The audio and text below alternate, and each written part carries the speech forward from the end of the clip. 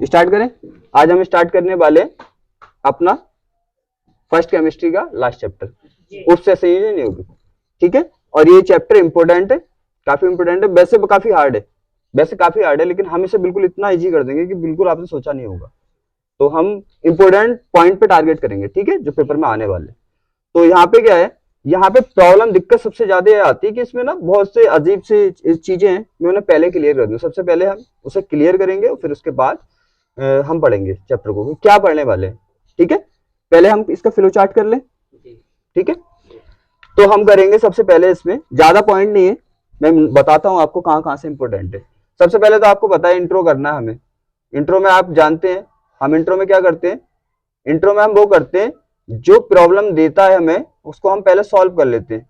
तो इंट्रोडक्शन, ठीक है। फर्स्ट में करेंगे हम क्या, फिर करेंगे उप सह संयोजन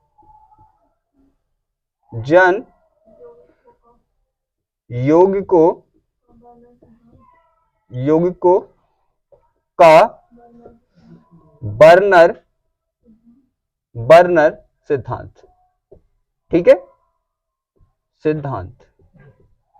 फिर करेंगे हम थर्ड पॉइंट पे करेंगे उप सह संयोजन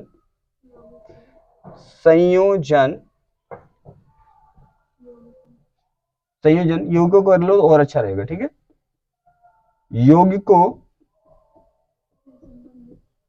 यौगिकों से संबंधित परिभाषाएं, ठीक है। फिर करेंगे हम, ये हो गया, हम 4 पॉइंट पे करेंगे फिर उप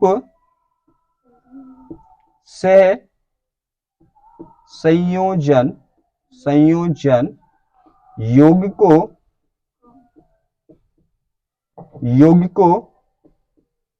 का नामकरण, ठीक है। नामकरण करेंगे फिर हम इसका नामकरण, जैसे आईपीएससी करते हैं ना, इसी तरह से इसका नामकरण करना है। उसका करते हैं ना हम कार्बन चेन का, ठीक है, ऐसे इनका करेंगे। फिर करेंगे हम उप सह संयोजन यौगिकों में समावयवता,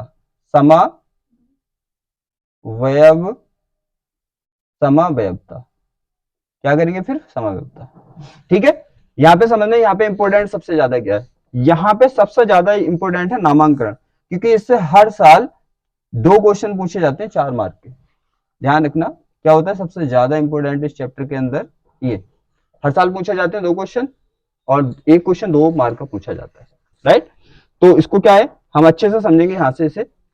और उसके बाद इंपॉर्टेंट क्या है, इंपॉर्टेंट हमारा क्या है, समावयवता, ये सबसे ज्यादा इंपॉर्टेंट है, सबसे ज्यादा इंपॉर्टेंट पॉइंट। फिर उसके बाद क्या है, 5 स्टार मान लो इसको। फिर उसके बाद ये है समावयवता और फिर बर्नर सिद्धांत, ठीक है। क्या आता है, अगर इंपॉर्टेंट देखें तो फर्स्ट नंबर पे ये आता है इंपॉर्टेंस में, सेकंड नंबर पे ये आता है, थर्ड नंबर पे इंपॉर्टेंस में ये आता है, राइट। बात रही परिभाषा होगी तो नॉर्मल सी बात है, ये आप याद कर सकते हैं, राइट। आप इसको फ्लो चार्ट को नोट करो, फिर हम स्टार्ट करते हैं। अब देखो स्टार्ट करेंगे हम। सबसे पहले इंट्रोडक्शन, सबसे दिक्कत आती है इसमें, कहा जो उपसहसंयोजी बॉन्ड बनते हैं उसे सिखाई देता हूं आज मैं अच्छे से, ठीक है। इस पर फोकस करना मैनली, यहाँ पे प्रॉब्लम आती है। देखो क्या होता है, हमारे बॉन्ड के प्रकार सीख लो, 1 मिनट लगेगा, उसे एकदम रिवाइज करा दूं। बंध के प्रकार क्या पढ़ेंगे हम, अब हम इंट्रो स्टार्ट कर रहे हैं। इंट्रो में क्या करते हैं आपको ही पता है ना, इंट्रो में वो पॉइंट करते हैं जो हमें चैप्टर में दिक्कत देने वाले। तो क्या करेंगे हम, पहले बंध के प्रकार, ठीक है। अब बंध क्यों बनाता है, इस टॉपिक पे अपने को बात करनी है और यहीं पे दिक्कत आती है। बंध के प्रकार, बंध अपने 3 टाइप के होते हैं। एक होते हैं आयनिक बंध, क्या होते हैं, आयनिक बंध, ठीक है। बर्नर सिद्धांत भी इसी पे डिपेंड है, समझ लेना, यहाँ पे जो चीज समझा रहे हो बर्नर सिद्धांत भी उसी पे डिपेंड है।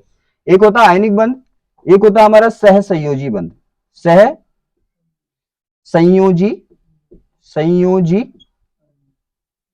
बंध, सह संयोजी बंध। ठीक है, उसके बाद आता है हमारा जो यहां पे पढ़ने वाले हैं, कौन सा?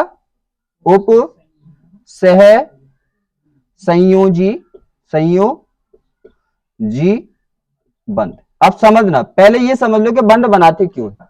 ठीक है, पता तो चलना चाहिए ना, आप यहाँ पे आ रहे हो, कोई ना कोई तो रीजन होगा, कोई ना कोई आपका टारगेट होगा, तभी तो आ रहे हो। तो सबसे पहले ये समझो कि बंध बनाते क्यों है। तो सीधी सी बात है, आप क्या चाहते हो? आप अपनी लाइफ में चाहते हो आप एक हायर लेवल पे जाके एक स्टेबल लाइफ स्पेंड करो। स्टेबल लाइफ का मीन्स नो टेंशन वाली लाइफ, ना तुम्हें इधर भागना है। देखो, स्टेबल अनस्टेबल में पहले डिफरेंस समझ लो। स्टेबल का मीन्स होता है कि तुम्हें इधर उधर भागना नहीं पड़े, अपनी लाइफ में फुल सेटिस्फाई हो। ठीक है, और अनस्टेबल का मीन्स होता है इधर उधर भागना। ठीक है, कभी किसी चीज के लिए भाग रहे हो, कभी किसी चीज के लिए उधर जा रहे हो, तो वो होता है अनस्टेबल होना। और क्या है, आपके पास सब कुछ है, आप नो टेंशन हो, वो होता है स्टेबल। तो जैसे आप चाहते हैं स्टेबल होना, ऐसे ही ये जितने भी तत्व में परमाणु है वो भी स्टेबल होना चाहते हैं। पहला पॉइंट क्लियर है। फिर उसके बाद कि अगर आप भागेंगे, ठीक है, अगर आप भागेंगे तो क्यों? या तो किसी को चीज आपको देनी होती है, किसी का फोन आ गया, मुझे इतने पैसे की जरूरत है यार, पहुंचा जल्दी, तो क्या होगा, आप जाना पड़ेगा। या फिर किसी से कोई चीज लेनी होती है, तो भागना किसी चीज को देने के लिए भी पड़ता है, किसी चीज को लेने के लिए भी पड़ता है। क्लियर है। तो यहां पे भी परमाणु क्या होगा, इलेक्ट्रॉन को यहां पे भी इन्हें कुछ ना कुछ देना है, तो यहां पे देना या लेना है इनको इलेक्ट्रॉन। या तो ये इलेक्ट्रॉन देने के लिए भागेंगे और या इलेक्ट्रॉन लेने के लिए भागेंगे। और इस काम को क्या कहते हैं हम? काम ही तो कहते हैं। अरे कुछ भी कर रहे हो आप, सांस भी ले रहे हो ना, तो आप क्रिया कर रहे हो, काम कर रहे हो। क्लियर है ना। और केमिस्ट्री की भाषा में से अभी और लगा देते हैं, तो क्या हो जाता है? अरे आपने पढ़ा होगा टेंस में, कर्ता कर्म क्रिया। क्रिया का मीन्स क्या होता है? काम करना। ठीक है, तो अभी क्रिया का मीन्स जो प्रेजेंट टाइम में हम कर रहे हैं, मैं पढ़ा रहा हूं आपको तो अभी कर रहा हूं, इसी टाइम जो क्रिया कर रहा हूं, काम कर रहा हूं, उसे अभी क्रिया कहते हैं। पॉइंट क्लियर है। तो क्यों मांगते हैं इलेक्ट्रॉन? देने या लेने के लिए। वही होती है इनकी क्रिया, वही होता है इनका काम, उसे ही बोलते हैं अभिक्रिया। पॉइंट क्लियर है। अब देखो यहाँ पे, अब ये क्या चाहते हैं? ये चाहते हैं स्टेबल होना। क्या चाहते हैं? स्टेबल होना। स्टेबल अब कंडीशन भी हो सकती है, स्टेबल होने की कंडीशन भी हो सकती है। मान लिया कि किसी को बहुत बड़ा बिजनेसमैन बनना है, तो जब तक वो बिजनेसमैन नहीं बनेगा, वो इधर उधर भागता रहेगा, स्टेबल नहीं होगा। मान लिया किसी को आईएएस बनना है, तो मुश्किल में भागता रहेगा जब तक वो स्टेबल नहीं होगा। तो स्टेबल होने के तरीके भी अलग अलग हो सकते हैं, कंडीशन अलग अलग हो सकती है। क्लियर है ना। तो यहाँ पे देखो क्या होता है, एक पॉइंट होता है स्टेबल होने का, स्टेबिलिटी का इनका। ये क्या करते हैं, बाह्य कोश में इनको 8 इलेक्ट्रॉन पूरे करने। बाह्य कोश में क्या करना है? 8 इलेक्ट्रॉन पूरे करने हैं। बात समझ में आ गई। जैसे 2 टॉपिक मैंने बताए, बिजनेसमैन को बिजनेसमैन जब तक नहीं बनेगा स्टेबल नहीं होगा, और आईएएस बनना है तो जब तक वो नहीं बनेगा स्टेबल नहीं होगा। ठीक है, तो इनके पास 2 रास्ते हैं स्टेबल होने के। या तो ये अपने बाह्य कोश में 8 इलेक्ट्रॉन पूरे कर ले, तो ये नो टेंशन स्टेबल हो जाएंगे। या फिर इनके जो साइड में, साइड मतलब आपको पता है, देखो रो कॉलम तो पता है ना आपको, रो कॉलम तो आपको पता है, कॉलम ऐसे होते हैं और रो कैसे होते हैं? ऐसे होते हैं। तो आपने देखा होगा पीरियोडिक टेबल में रो कॉलम देखे थे ना, एक तो खड़ी लाइनें दिख रही होंगी आपको, दिख रही है ना, एक ऐसी लाइनें दिख रही होंगी, तो वो होता है, ये क्या होता है? कॉलम। और ये क्या होता है? रो होता है। रो मीन्स होता है पंक्ति, कॉलम मीन्स होता है स्तंभ। खड़े हुई चीज को हम क्या बोलते हैं? स्तंभ या कॉलम बोलते हैं। क्लियर है, यहां तक कोई डाउट नहीं ना। तो या तो ये क्या करते हैं, बाह्य कोश में 8 इलेक्ट्रॉन पूरे कर लें तो स्टेबल हो जाएंगे, या अपने पास में जो इनके रो में आ रही है, मान लो कि यहाँ पे हमारा डी ब्लॉक है, हमारे यहाँ पे क्या है आपको पता है, यहाँ पे क्या है अपना डी ब्लॉक है, यहाँ पे एस ब्लॉक है इस साइड हमारा डी ब्लॉक है, बीच में ना डी ब्लॉक, और यहाँ पे अपना कुछ इस तरह से पी ब्लॉक है, ऐसा कुछ है ना। तो आपको पता है यहाँ पे जो पी ब्लॉक के लास्ट में सब अक्रिय गैसें हैं। अक्रिय का मीन्स वो कोई काम नहीं कर रही। मैंने अभी बताया था काम कब नहीं करते हैं, जब अपनी लाइफ में फुल सेटिस्फाई है, सब कुछ वो क्यों काम करेगा। तो सीधी बात है, ये क्या है? फुल सेटिस्फाई है, अक्रिय इसका मीन्स फुल सेटिस्फाई है, स्टेबल है। तो जो स्टेबल नहीं है वो भी क्या होंगे? अरे इनकी तरह बनना चाहेंगे ना, कि हम भी ऐसे हो जाएं अपनी लाइफ में एकदम स्टेबल। तो जिसकी रो में, जैसे आपके गांव में या आपके सिटी में जो आपके पास में ज्यादा स्टेबल होगा, एकदम हाई लेवल का होगा, वैसे ही बनना चाहोगे ना आप। तो इसी भी यहाँ पे बिल्कुल ऐसे कंपेयर करना है। जैसे इसमें आपने देखा होगा आयरन होता है, एफी होता है ना, 26 परमाणु क्रमांक होता है इसका, होता है ना। तो इसकी जो लाइन में जो आता है वो कौन सा आता है, वो आता है हमारा, रुकिए, इसके लाइन में आता है के आर, के आर आता है क्रिप्टॉन। क्रिप्टॉन का मीन्स इसका परमाणु क्रमांक होता है 36। तो देखो क्या होगा, जैसे मैंने बताया आपके सिटी में, आपके विलेज में कोई भी ज्यादा स्टेबल है तो आप उसकी तरह होना चाहोगे, एकदम स्टेबल।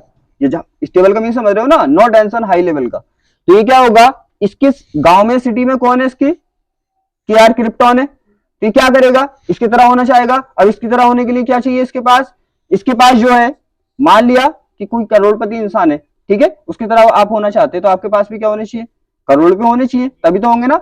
अगर इसे इसकी तरह होना है तो सीधी बात है, इसके पास कितने इलेक्ट्रॉन है, 36, तो इसके पास भी कितने होने चाहिए, 36।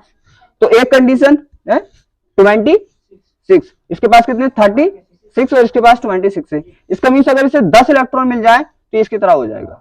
तो एक तो ये कोशिश करेगा, क्या कोशिश करेगा कि इसके पास कहीं से 10 इलेक्ट्रॉन आ जाए, भागा दौड़ी क्यों करेगा ये इधर उधर, 10 इलेक्ट्रॉन आ जाए और ये अक्रिय गैस की तरह हो जाए, स्टेबल हो जाए।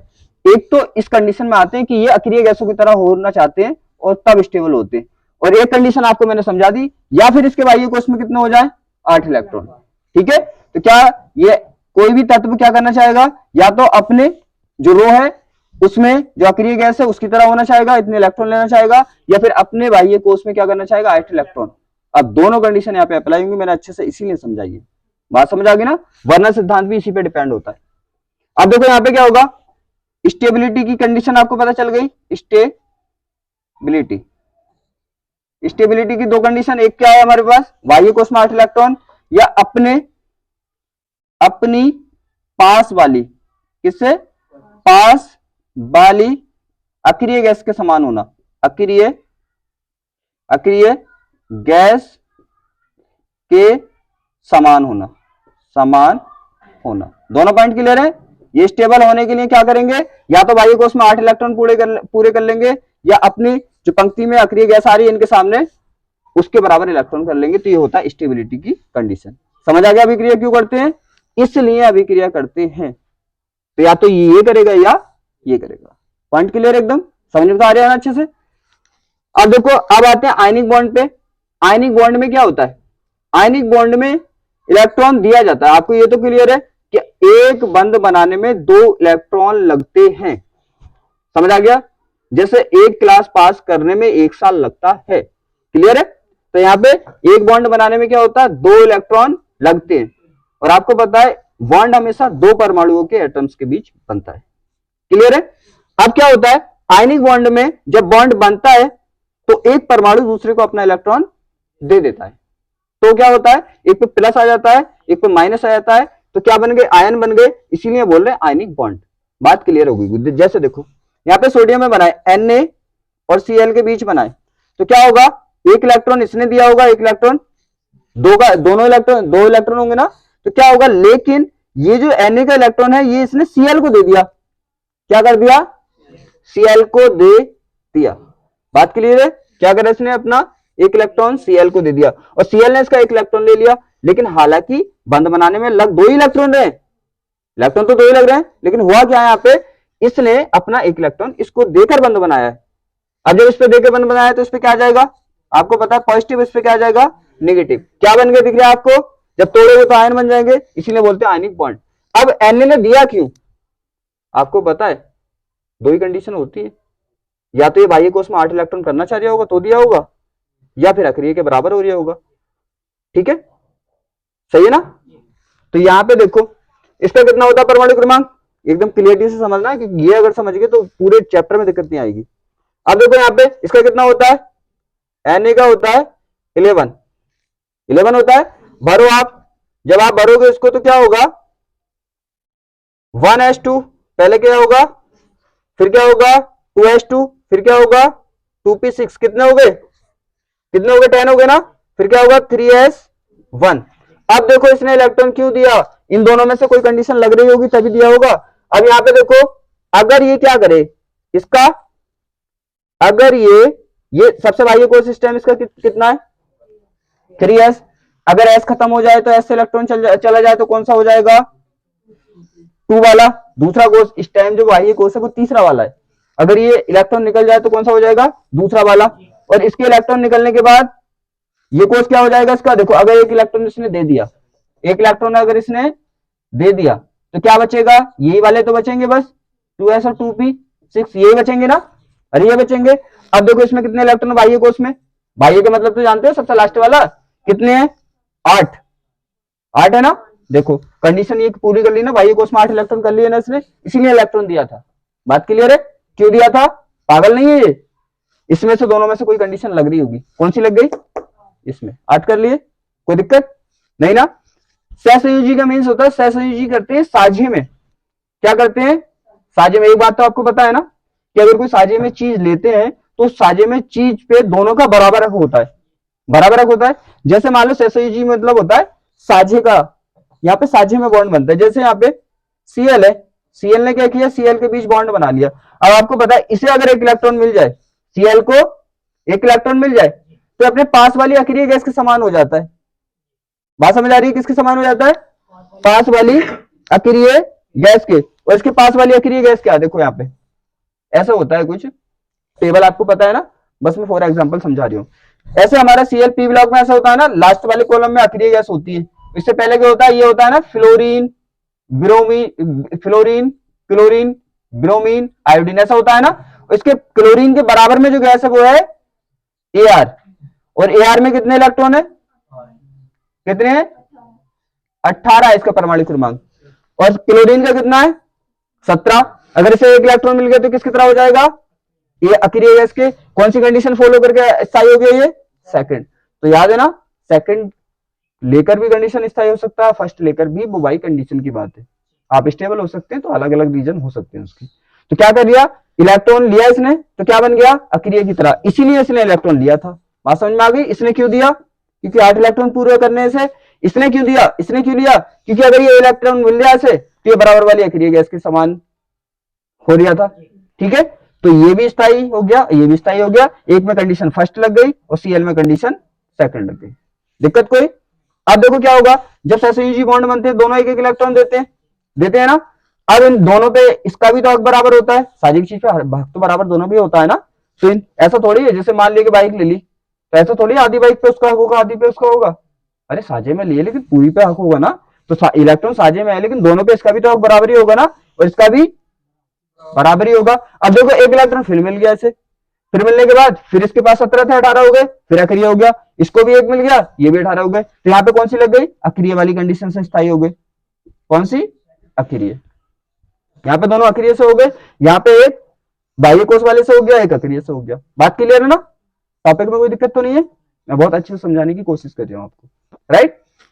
आगे देखो, अब आते हैं उपसहसंयोजी बंध, जो यहाँ पे आप पढ़ने वाले। उपसहसंयोजी बॉन्ड ऐसे होते हैं, उपसहसंयोजी बॉन्ड जो होते हैं वो ऐसे होते हैं कि इसमें दोनों इलेक्ट्रॉन को एक देता है, दोनों इलेक्ट्रॉन, देखो यहाँ पे तो दोनों दे रहे हैं, यहाँ पे दोनों दे रहे हैं, लेकिन यहाँ पे दोनों इलेक्ट्रॉन जो देता है वो कोई एक देता है। कौन देता है, कोई एक देता है, ठीक है ना, और कोई एक देता है। और ये यौगिक बंध जो बनाते हैं वो कौन बनाते हैं, डी ब्लॉक के तत्व। मालूम है क्यों बनाते हैं, इसलिए बनाते हैं, देखो यहां पे वैसे ना, इसको समझ लो अच्छे से। यहां पे एक एग्जांपल ले लो Fe का, किसका एग्जांपल ले लो, Fe का कितना होता है, 26 होता है ना।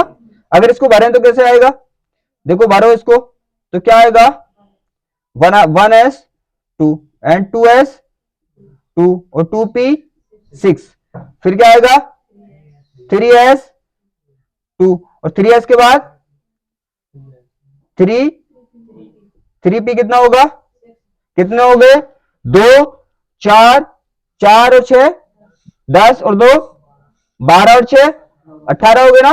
अब कौन सा आएगा, अब आएगा 4s2 और फिर आएगा 3d, कितने बचे 18 20 हो गए और 6 भर गए ना पूरे। अब यहां पे देखिए आप, ये कौन सा, अब बना लो आप, इससे समझ नहीं आएगा, इससे आएगा। देखो जैसे मैंने वहां पे समझाया था ना, याद करो, जो मैंने कोर्स भरना सिखाया था वैसे समझ में नहीं आ रहे थे, मैंने स्ट्रक्चर बना के समझाया था तो एकदम आगे थे।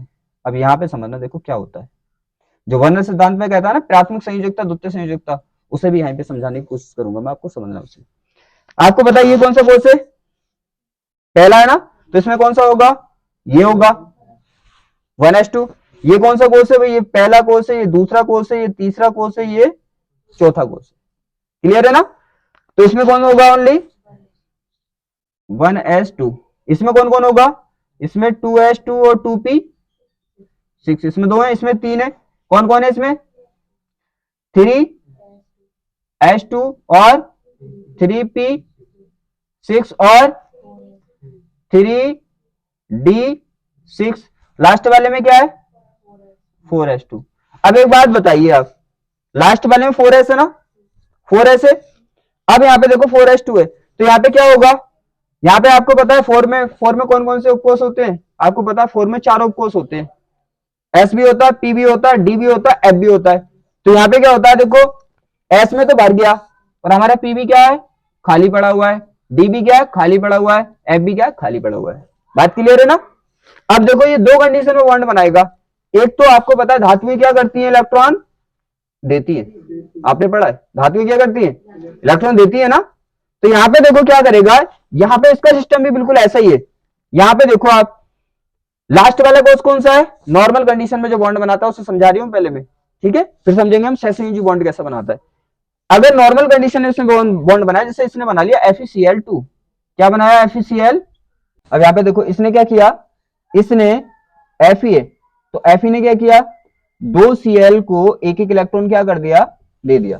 आपको ये तो पता धातु इलेक्ट्रॉन देती है, दो एक एक इलेक्ट्रॉन दे दिया, तो कितने हो गए, 2 इलेक्ट्रॉन निकल गए। और आपको पता है कि ये जो डी ब्लॉक के तत्व होते हैं कौन कौन से भाग लेते हैं बंध बनाने में, अरे मैंने बताया नहीं था, NS और N-1D, तो इसका मीन्स ये वाले भाग लेते हैं, ये वाले भाग लेते हैं ना। तो क्या होगा, इसने 2 इलेक्ट्रॉन रिमूव कर दिए और इन 2 इलेक्ट्रॉन को देकर इसने ये बॉन्ड बना लिया। बात समझ आ गई, तो ये होती है इसकी प्राथमिक संयोजकता। अब देखो क्या होगा, इससे अलग अगर क्या करना है, इससे अलग आपको पता है बाह्य कोश इसका ये दिख रहा है, आपको दिख रहा है ना, बाह्य कोश में क्या डी पूरा खाली पड़ा हुआ है, अरे डी पूरा खाली पड़ा हुआ है, तो क्या करेगा, देखो बाह्य कोश में जब डी खाली पड़ा हुआ है इसका, तो कितने वो होते हैं बॉक्स, इसमें मैंने डिब्बे के हिसाब से बताया ना, आपको याद रहे। वैसे ने क्या बोलते हैं आपको पता है, 2 3 4, वैसे ने क्या बोलते हैं, कक्षक बोलते हैं। तो इसमें कितने बॉक्स होते हैं, मैंने बोला बॉक्स से कर लेना, याद हो जाएगा एकदम। तो इसमें कितने, तो 5, तो हर कक्षक में कितने होते हैं, 2 इलेक्ट्रॉन हो सकते हैं। अब देखो क्या होगा, अब ऐसा होगा कि ये जो 5 इसके बॉक्स खाली है, इसमें ये 2 इलेक्ट्रॉन ले सकता है, क्या कर सकता है, 2 इलेक्ट्रॉन ले सकता है। कितने बॉन्ड बना सकता है, ये 5 बॉन्ड बना सकता है उपसहसंयोजी। क्यों, क्योंकि एक जो परमाणु से बॉन्ड बनाएगा वो दोनों इलेक्ट्रॉन वही देगा, इसका कोई रोल नहीं है ना। देखो तुम्हें पता है, ये तो समझाना चाह रही हूं, ये केवल प्राथमिक संयोजकता में जो बॉन्ड बना रहा है उसमें इलेक्ट्रॉन दे रहा है Fe, लेकिन द्वितीय संयोजकता जो होती है, उपसहसंयोजी बॉन्ड जो बनता है उसमें कोई इलेक्ट्रॉन नहीं देता। उसमें तो क्या होता है, इसके जो बॉन्ड बनाते हैं ना इससे, वो इसके आगे डी कक्षक में 2 इलेक्ट्रॉन डालते हैं तो बॉन्ड बनता है, इसका कोई रोल नहीं होता उसमें। बात समझ आ गई। तो इससे जब 5 बॉन्ड बनाएंगे वो ऐसे करके, तो दोनों इलेक्ट्रॉन इसमें डालेंगे, इसके डी में, ऐसे डी में, ऐसे डी में और ऐसे डी में। बात समझ आ रही है, तो इन्हीं को बोलते हैं उपसहसंयोजी बॉन्ड। अब इसने ऐसा करा क्यों, ये भी तो सोचने वाली बात है ना। कितने इलेक्ट्रॉन है इस पे, 26। अगर इसे 10 इलेक्ट्रॉन मिल गए तो किसकी तरह हो जाएगा, देखो ये क्रिप्टॉन की 36 हो जाएंगे इसमें, इसीलिए ये बना लेते हैं। बात समझ में आ गई, यहां तक कोई दिक्कत। क्यों बनाते हैं डी ब्लॉक के तत्व उपसहसंयोजी बॉन्ड, क्योंकि ये इलेक्ट्रॉन लेकर अपने साइड वाली अक्रिय गैस के समान हो जाते हैं और स्टेबल हो जाते हैं। शायद पूरा टॉपिक समझ में आ गया होगा, अब हम पढ़ेंगे तो दिक्कत नहीं होनी चाहिए, ठीक है, इसे नोट करो। यहां तक क्लियर हो गया होगा, अब डाउट नहीं आएगा, अब पूरे चैप्टर में कहीं भी प्रॉब्लम नहीं आएगी। तो अब समझेंगे हम सहसंयोजी यौगिक, सहसंयोजन यौगिक, या इनको संकुल भी बोलते हैं। ध्यान है, वहां पे जो पढ़ा था डी ब्लॉक में मैंने पढ़ाया था, याद है कि डी ब्लॉक के तत्व संकुलन यौगिक बनाते हैं, ये संकुल बनाते हैं। उन संकुलों को ही क्या बोलते हैं, सहसंयोजन यौगिक बोलते हैं, या सहसंयोजक यौगिक भी बोलते हैं इनको। तो क्या पढ़ेंगे, अब देखो सिंपल सी डेफिनेशन पढ़ेंगे सहसंयोजन यौगिकों की क्या होते हैं। तो हमारे क्या होते हैं, सह संयोजन, क्योंकि इंट्रो चल रहा है अपना अभी, सहसंयोजन यौगिक, या इनको सहसंयोजक यौगिक भी कहते हैं, यौगिक। अब देखो क्या होता है, अब आप इन्हें तो बहुत आसानी से पहचान सकते हो, जहां बहुत सारे एक साथ गुच्छे की तरह जुड़े हो ना परमाणु, समझ जाना सहसंयोजी यौगिक है, ठीक है।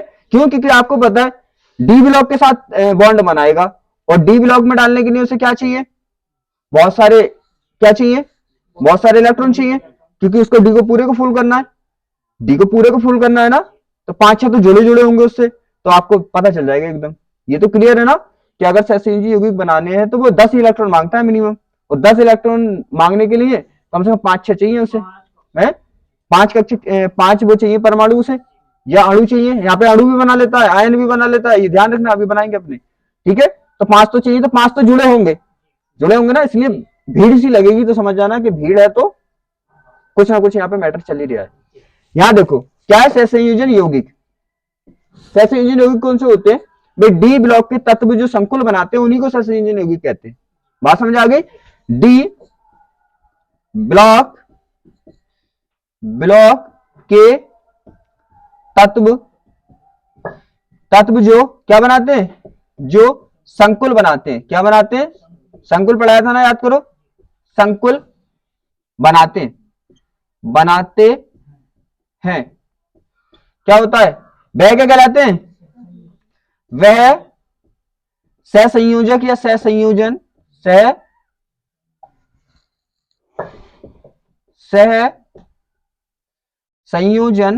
संयोजन यौगिक कहलाते, यौगिक कहलाते हैं। यहां तक कोई डाउट, पॉइंट क्लियर एकदम, देखो देख के पता चल जाएगा। यहां पे जैसे हमारा K4 ब्रैकेट के अंदर Fe, क्या है E, और इसमें जुड़ा हुआ है CN6, देखो दिख रहा है ना, कितना भीड़ सी लगी हुई है, तो समझ जाओ क्या है ये, सहसंयोजक। और ये इसको क्या बोलते हैं हम, संकुल। ये Fe क्या है, डी ब्लॉक का है ना, और हमने क्या लिखा है, डी ब्लॉक के तत्व भी संकुल बनाते हैं, तो इसको क्या बोल सकते हैं आप, चाहे तो इसको सहसंयोजी यौगिक बोल दो, चाहे आप क्या बोल सकते हैं इसको, संकुल। कोई दिक्कत, सिंपल सी बात है।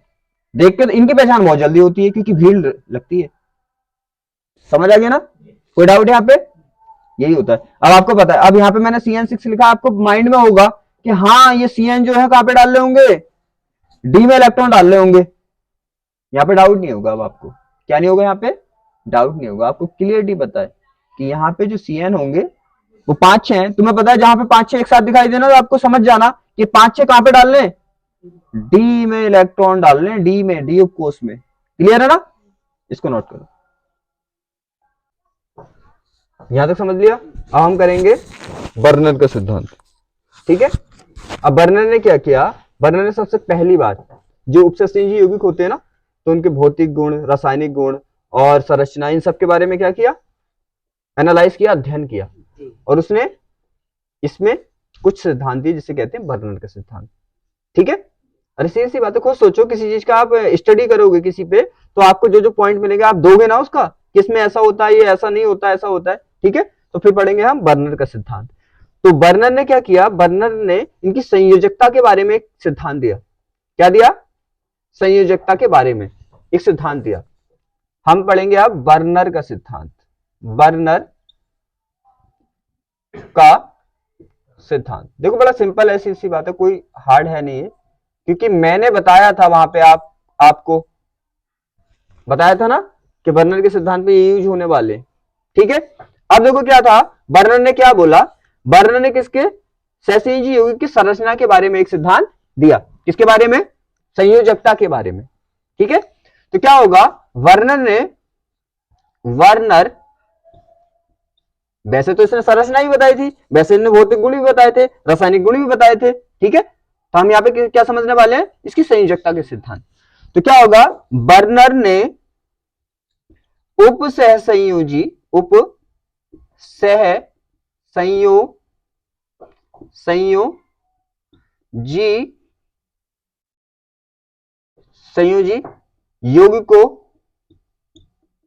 यौगिकों की किसका, संयोजकता का सिद्धांत दिया। किसका सिद्धांत दिया, संयोजकता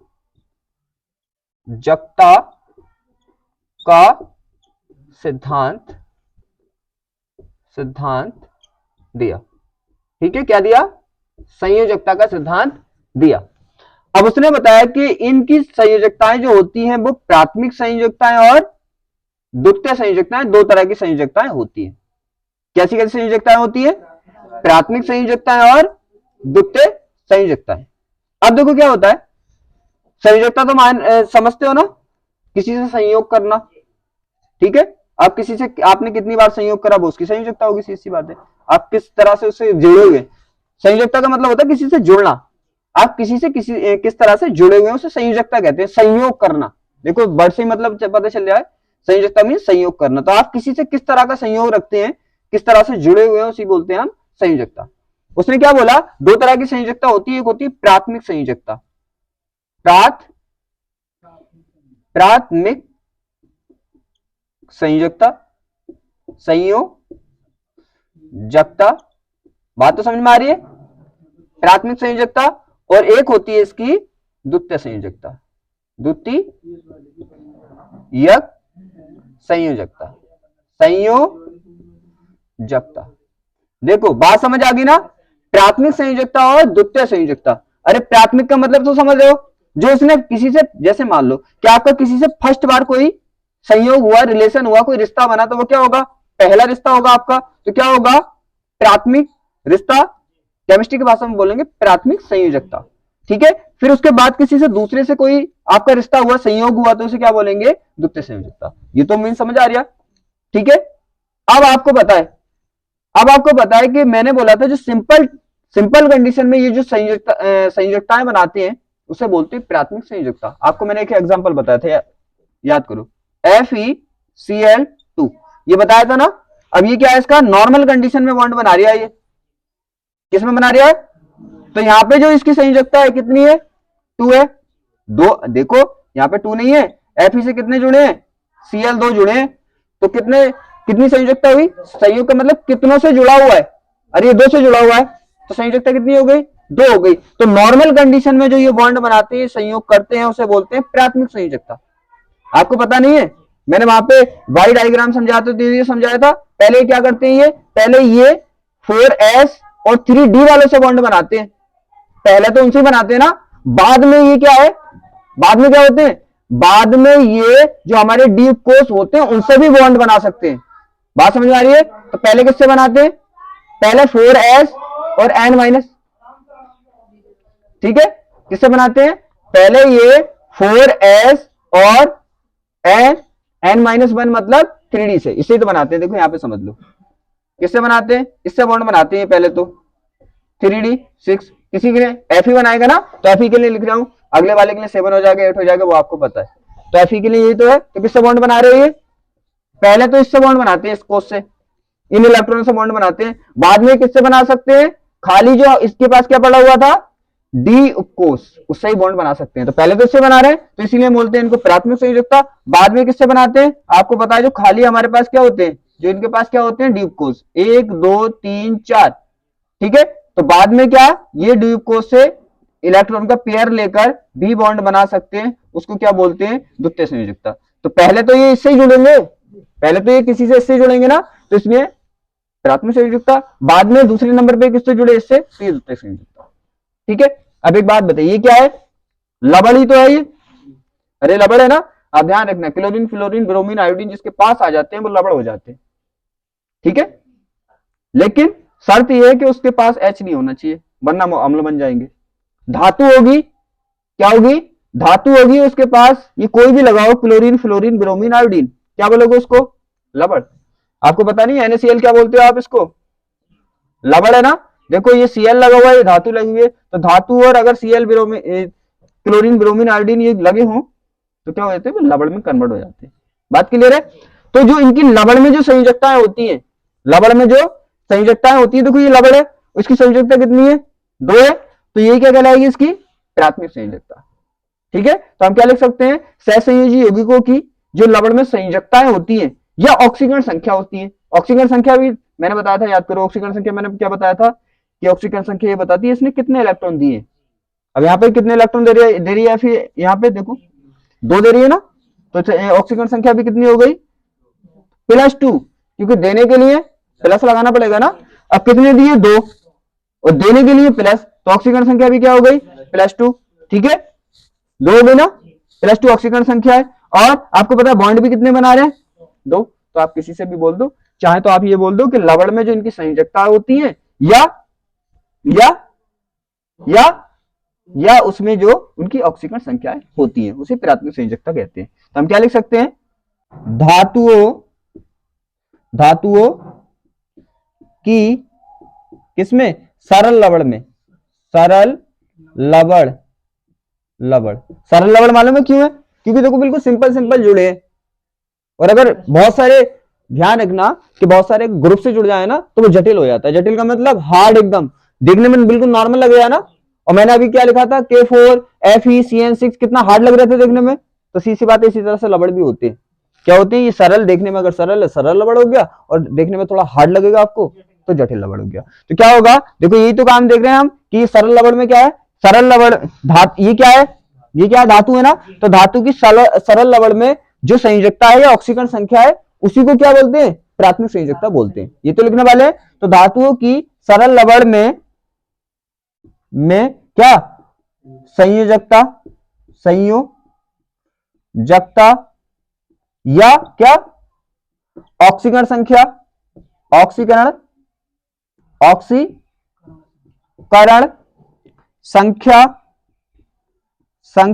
को क्या बोलते हैं, को प्राथमिक संयोजकता बोलते हैं। प्राथमिक संयोजकता क्या कहते हैं, ठीक है, प्राथमिक संयोजकता कहते हैं। अब देखो क्या होता है, इसमें इससे क्या आता है, प्लस आता है। और प्लस किससे सेटिस्फाई होता है, तुम्हें पता है प्लस को उदासीन करना है, किससे सेटिस्फाई कराओगे, ऋणायन से कराओगे ना, कितने पागल तो नहीं है तुम, अरे ऋणायन से कराएंगे, सीधी बात है। तो इसे उदासीन, इसे कौन संतुष्ट करता है, माइनस, ठीक है। और क्या होता है, इसे क्या करते हैं, देखो बुक्स वगैरह में मिक्सर लिख रखा है, हम पॉइंट टू पॉइंट लिख लेंगे अलग अलग करके। दूसरा पॉइंट हम क्या लिख लेंगे, इस संयोजकता को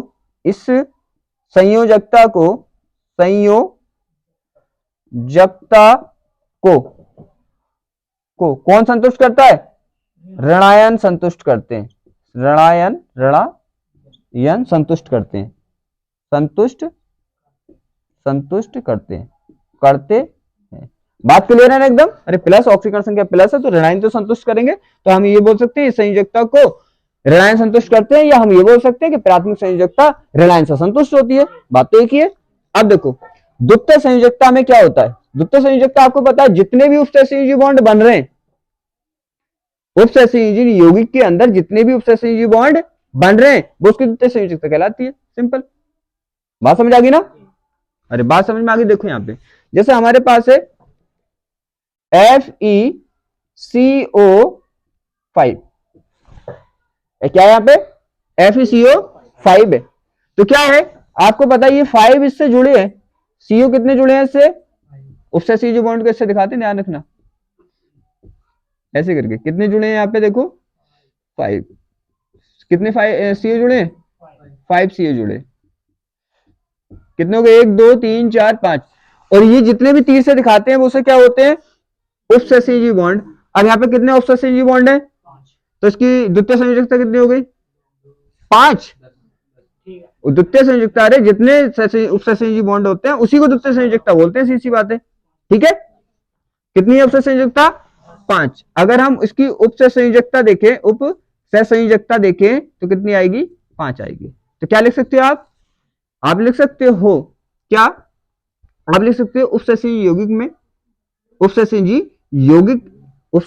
यौगिक में क्या, उपसहसंयोजी बंधों की संख्या ही द्वितीय संयोजकता कहलाती है। तुम्हें पता है उपसहसंयोजी यौगिक तो है ये, इसमें क्या है, उपसहसंयोजी बंधों की संख्या जितनी है इतनी तो द्वितीय संयोजकता है, तो द्वितीय संयोजकता कहलाती है। तो हम क्या लिख सकते हैं, उपसहसंयोजी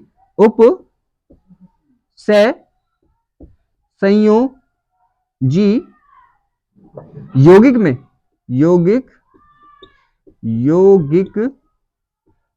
क्या, उपसहसंयोजी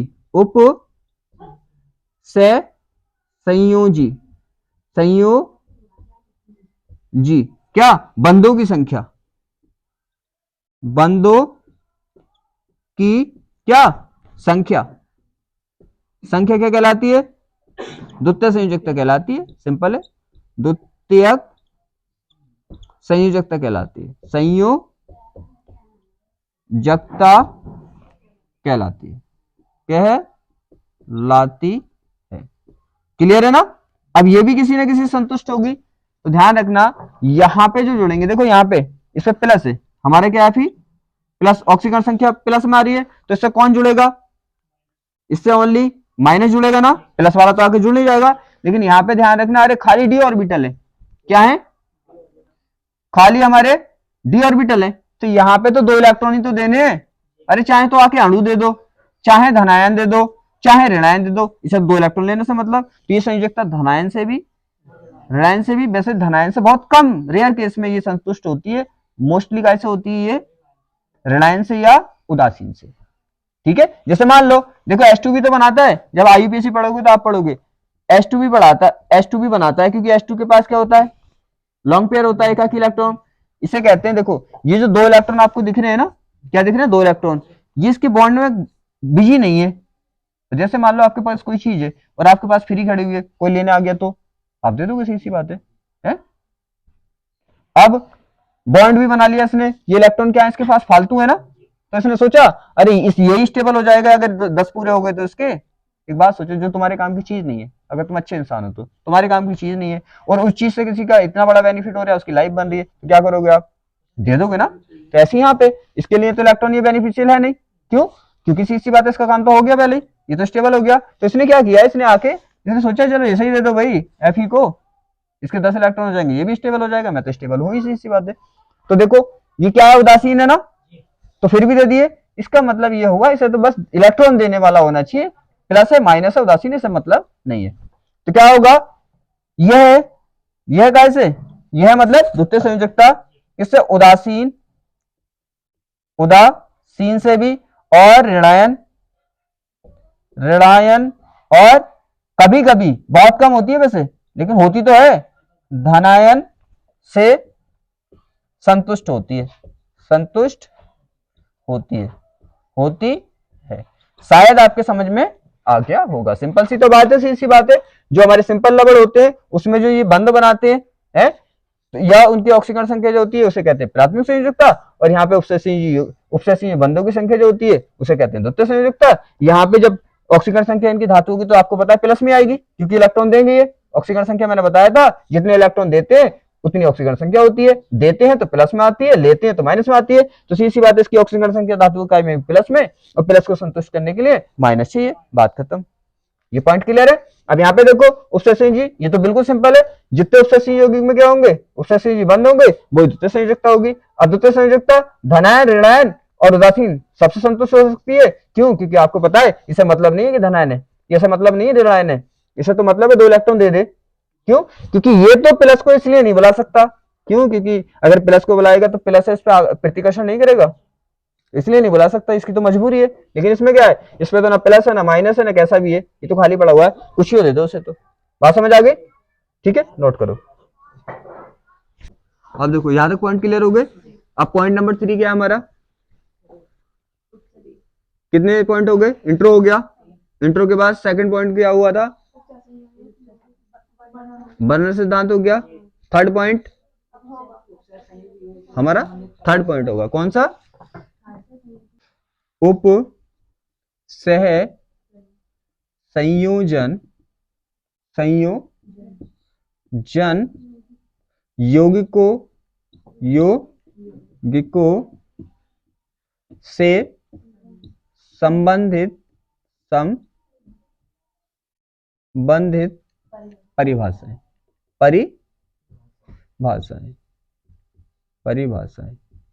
ठीक है, अब ये करने वाले हैं, पॉइंट नंबर हमारा 3 है। अब देखो क्या है, आप समझो कि संबंधित का मतलब तो जानते हो कि सी बात है, इनसे कोरिलेट पॉइंट होंगे, कोई परिभाषा डेफिनेशन है, और डेफिनेशन का मीन्स तो जानते हो, आप किसी के बारे में कुछ बताते हो तो उसकी डेफिनेशन ही तो होती है। सिंपल सी बात है, जैसे हमारे पास क्या है, हमारे पास है K4 और यहाँ पे क्या हमारा Fe और यहाँ पे क्या हमारा Cn और यहाँ पे क्या है 6। ठीक है, तो यहाँ पे देखो इसको आप छोटा ब्रैकेट बोलते हैं, इसको बड़ा ब्रैकेट बोलते हैं, बड़ा कोष्टक बोलते हैं। ठीक है, अब यहाँ पे देखो, यहाँ पे इतने सारे लगे हैं तो इसको कुछ ना कुछ कहते होंगे, इसको कुछ ना कुछ कहते होंगे। ठीक है। और इस बड़े ब्रैकेट के अंदर कुछ ना कुछ कहते होंगे, तो इन्होंने क्या क्या कहते हैं वही तो डेफिनेशन है। मैं बोलूं पीएम किसे कहते हैं तो आप बता देंगे पीएम के बारे में, तो वो क्या होगी, पीएम की डेफिनेशन होगी। या सीएम तो सीएम की डेफिनेशन होगी। तो किसी के बारे में जो कुछ बताते हैं उसी को उसकी डेफिनेशन कहते हैं। तो हम इससे जुड़े हुए जो पॉइंट होंगे उसकी डेफिनेशन करने वाले। पहले करेंगे हम सबसे पहले उपसंयोजन, उप से संयोजन, उप से संयोजन सत्ता। क्या सत्ता, या इसको बोलते हैं समन्वय, समन्वय सत्ता। ठीक है, चाहे इसको ऐसे लिख लो चाहे ऐसे लिख लो, ठीक है, बात है समन्वय सत्ता। अब सत्ता की बात चल रही है, सत्ता आप जानते हो, सत्ता का मीन्स क्या होता है, जिसकी सरकार चलती है उसी की तो सत्ता होती है। सत्ता उसी तो बोलते हैं सरकार किसकी चल रही है। तो यहाँ पे उपसंयोजी यौगिक में सत्ता किसकी चल रही है, बोलो किसकी सत्ता चल रही है। अरे जिसके ऑर्डर पे सब काम होगा उसी की तो सत्ता होती है। आपको पता है सब काम किसके ऑर्डर पे हो रहा है, एफई के, तो इसका मीन्स एफई जहां पे होगा उसकी सत्ता होगी। अब एफई यहाँ पे, एफई यहाँ पे कोष्टक के अंदर है, और ये के की सत्ता होगी। अरे इसे रहने के लिए जगह नहीं, देखो इसे बेचारे को वैसे बाहर निकाल दिया, तो क्या होगा, इसकी सत्ता थोड़ी होगी, इसकी सत्ता होगी। क्यों, क्योंकि अगर एफई नहीं होता तो कोई भी जुड़ता नहीं, जब जुड़ता नहीं तो सीधी बात है यौगिक बनता नहीं। बात क्लियर है। तो सीधी बात है ये कोष्टक के अंदर जो होते हैं इसी को वो क्या बोलते हैं, हम इसी को बोलते हैं सहसंयोजन सत्ता या समन्वय सत्ता। बात क्लियर है, जो कोष्टक के अंदर होते हैं। अब देखो क्या लिखेंगे हम लिखेंगे केंद्रीय, केंद्रीय क्या, केंद्रीय धातु। ये केंद्र में धातु तो लगी है, अरे परमाणु बोल दो, सीधी बात है। तो केंद्रीय धातु से जुड़े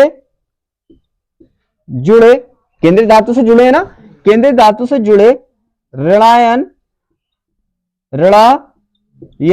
व उदासीन अणु, क्या अणु किस में लिखे जाते हैं, बड़े कोष्टक में लिखे जाते हैं, बड़े कोष्टक में लिखे जाते हैं। कोष्टक का मीन्स ब्रैकेट में, कोष्टक ब्रैकेट तो इंग्लिश का वर्ड है ना, कोष्टक में लिखे जाते हैं, जाते हैं। इसे क्या बोलते हैं, इसे हम समन्वय सत्ता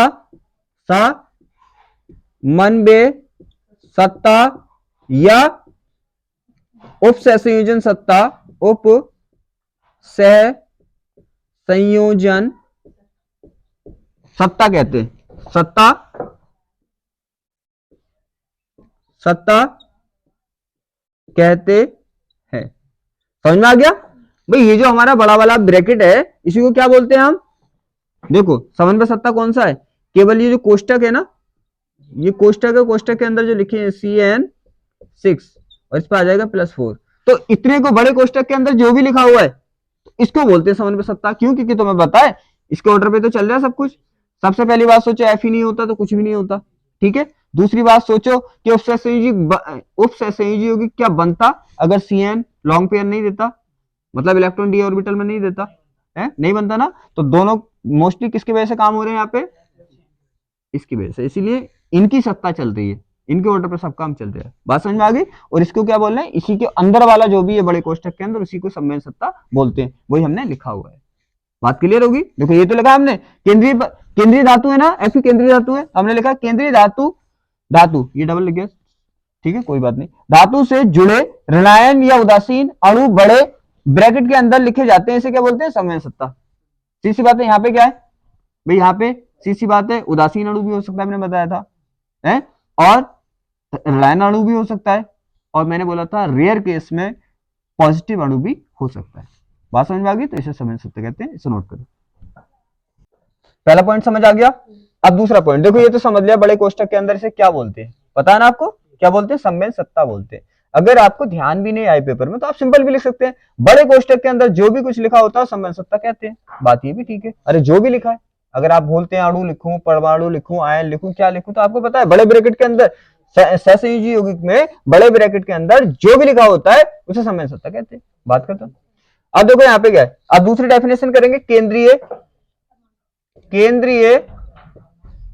केंद्रीय परमाणु, परमाणु, इसको आप धातु भी बोल सकते हैं क्योंकि धातु है, या इसको आप आयन भी बोल सकते हैं। बात समझ आ रही है? आयन भी बोल सकते हैं, क्यों? क्योंकि परमाणु धातु तो है, होती है, यहाँ पे धातु ही होगी। क्लियर है? आयन का मीन्स यहाँ पे पॉजिटिव भी तो होगा। अरे पॉजिटिव भी होगा, सीधी सी बात है, पॉजिटिव भी हो सकता है। यहाँ पे जैसे मान लो कि के नहीं लगा हुआ है, बस ऐसे करके लगा हुआ है ये, तो क्या होगा? +2, और +2 से क्या है 6, क्या जुड़े हुए? 6 हमारे 1 2 3 4 5 6, क्या जुड़े हुए हैं? 6 CN जुड़े हुए हैं। अगर किसी कंडीशन में ऐसे दे दिया उसने, बस के नहीं लगाया, तो ऐसे भी तो दे सकता है वो। तो देखो यहाँ पे क्या है, ये आयन है ना। अब इसे तुम क्या कहोगे? धातु नहीं कहोगे, अब तो धातु आयन कहोगे क्योंकि आयन लग जाएगा इसके साथ। और यहाँ पे क्या हो गया? +4 हो गया। तो सीधी सी बात है, यहाँ पे क्या हो सकता है? हमारी धातु भी हो सकती है और आयन भी हो सकता, धातु आयन भी हो सकता है, परमाणु भी हो सकता है। तो बात क्लियर है? अब देखो क्या होगा भाई, हम क्या बोलेंगे? सम्मेलन सत्ता के अंदर ये सब क्या है? सब एक धातु या परमाणु या आयन से जुड़े होते हैं, जुड़े होते हैं ना। सब क्या जुड़े? एक से जुड़े होते हैं ना। तो उसी को क्या बोलते हैं हम? केंद्रीय परमाणु या धातु या आयन। ठीक है, हम क्या लिखेंगे? सम्मेलन सत्ता में समन्वय, समन्वय सत्ता में, समन्वय सत्ता में ऋणायन, ऋणायन या उदासीन, उदासीन क्या? अणु, उदासीन अणु। ठीक है ना? उदासीन अणु क्या? जिस एक, क्या हो सकता है तुम्हें पता है? परमाणु भी हो सकता है, आयन भी हो सकता है। जिस एक परमाणु, आप धातु भी लिख सकते हो, आयन भी लिख सकते हो। ठीक है, मैं धातु परमाणु आयन का यूज कर रहा हूं, आप तीनों लिख सकते हो, कोई दिक्कत वाली बात नहीं है। तो एक परमाणु या आयन से जुड़े होते हैं,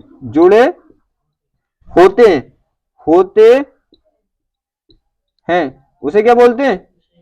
उसे केंद्रीय परमाणु बोलते हैं, उसे केंद्रीय परमाणु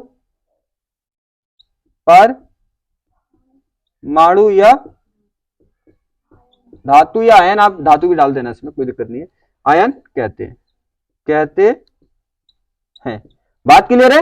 मैंने बोला ऐसी चीजों को आप देख के लिखा करो। आपको दिख रहा है सभी क्या है? यहाँ पे धनायन भी हो सकते हैं, ऋणायन भी हो सकते हैं अणु, और ये क्या होंगे? सभी एक से ही तो जुड़े हैं, तो किसी एक ही से जुड़े होंगे, उसे क्या बोलोगे? केंद्रीय परमाणु बोलोगे। वैसे ही आपको देख के पता चल रहा है। आपने कभी सर्कल बनाया है, सर्कल के मिडल में जो होता है उसे क्या बोलते हो?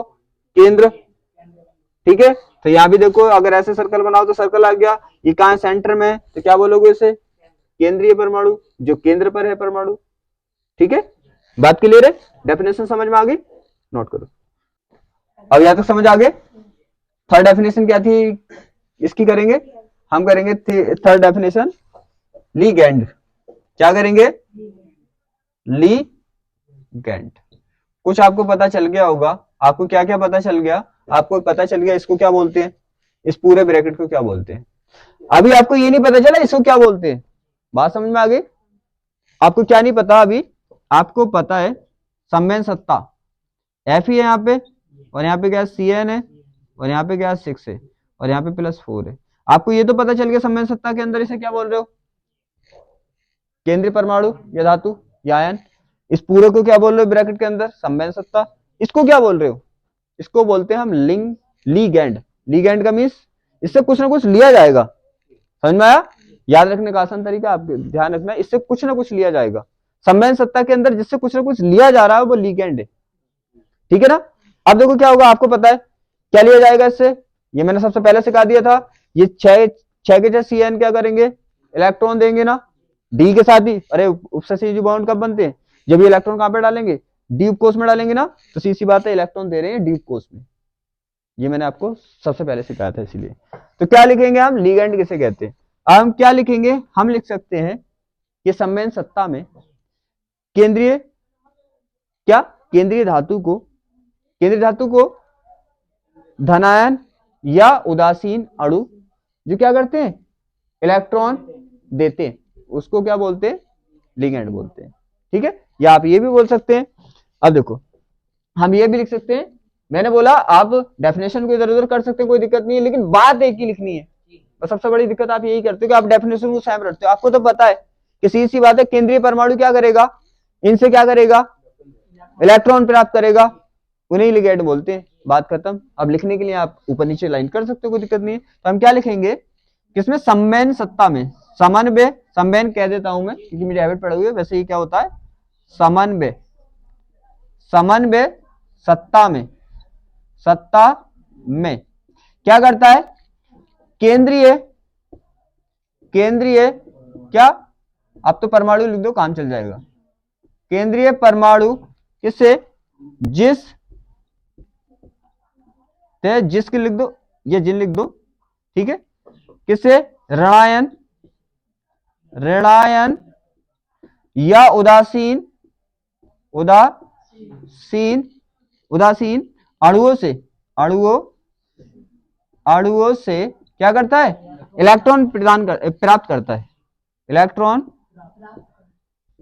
इलेक्ट्रॉन प्राप्त करता है, प्राप्त करता है, उसे क्या बोलते हैं, उसे, उसे लीगैंड कहते हैं, लीगैंड कहते हैं, कहते हैं। ठीक है, समझ में आ गया ना, क्यों, क्योंकि आपको पता है ये क्या है, ये हमारा क्या केंद्रीय, ये क्या है, केंद्रीय धातु है, और ये क्या करती है, इनसे इलेक्ट्रॉन प्राप्त करती है, उसी को क्या बोलते हैं हम, लिगैंड बोलते हैं। क्लियर है, तो यहां तक आपको सब समझ में आ गया होगा। तो आज की क्लास क्या करते हैं, आज की क्लास हम यहीं इसको स्टॉप करते, और कल ये नेक्स्ट क्लास में ये टोटल हो जाएगा। ठीक है।